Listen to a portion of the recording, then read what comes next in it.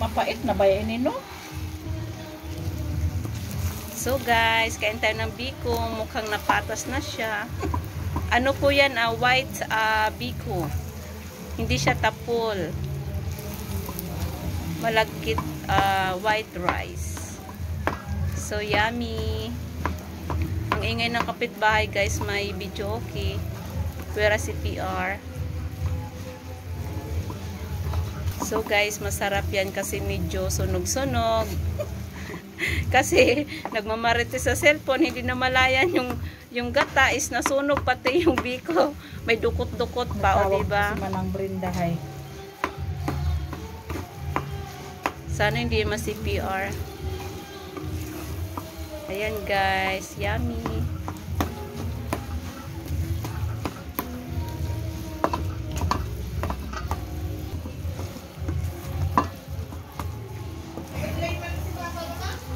Nag-chat nga ni sa akon.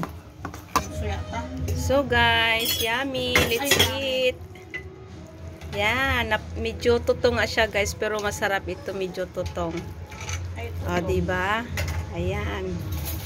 Okay, thank you for watching. Sarap.